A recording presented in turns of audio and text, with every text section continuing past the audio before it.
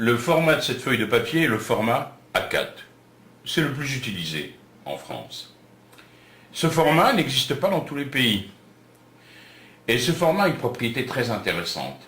Il a été créé par Léonard de Vinci. C'est Léonard de Vinci qui utilisait des feuilles de 21 cm sur 29,7 car elles avaient une propriété intéressante.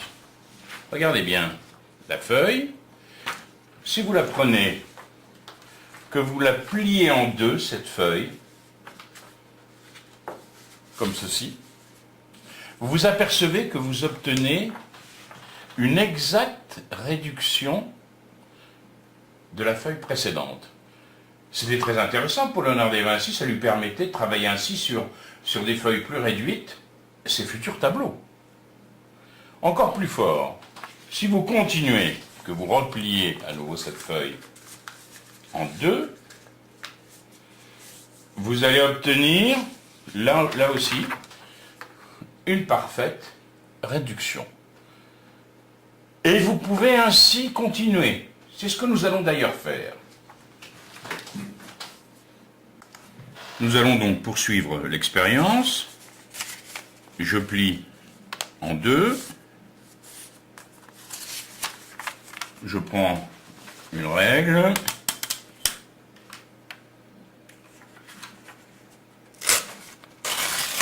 Je découpe. Je continue. Je plie en deux. Ici. Et je vais obtenir ici une réduction quasi parfaite du premier rectangle. Je continue. Je plie en deux ici.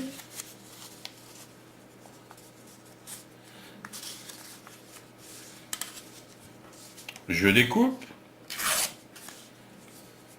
Et j'obtiens un troisième rectangle. Je poursuis. Voilà. On pourrait continuer et on obtiendrait toujours des rectangles qui sont de parfaite réduction du précédent. Donc Léonard de Vinci a trouvé là quelque chose d'extraordinaire. Il a trouvé un format de départ qui permet à chaque fois en pliant d'obtenir une réduction. En fait, si je regarde bien les rectangles, je remarque que par exemple, si je vais donc de droite à gauche ici, ces rectangles, j'aurais envie de dire, grandissent de façon régulière. Mais qu'est-ce que ça veut dire qu'ils grandissent de façon régulière? Regardons bien. On sent bien qu'il y a un mot qu'on a envie de prononcer. Mais pour le moment, il nous manque encore quelque chose. Je vais passer en couleur la longueur et la largeur de chaque rectangle. Essayons de comprendre ce qui se passe. J'ai passé en rouge les largeurs des différents rectangles. Et j'ai passé en brun les longueurs. Qu'est-ce qu'on constate? Cette largeur ici devient 2 fois plus grande ici. Mais sa longueur devient aussi 2 fois plus grande. De la même façon ici, cette longueur devient 2 fois plus grande. Cette largeur devient 2 fois plus grande. Qu'est-ce qu'on peut dire des longueurs et des largeurs? Si une grandit 2 fois, l'autre grandit 2 fois. Si cette longueur est 2 fois plus grande ici, alors cette largeur est 2 fois plus grande que celle-là.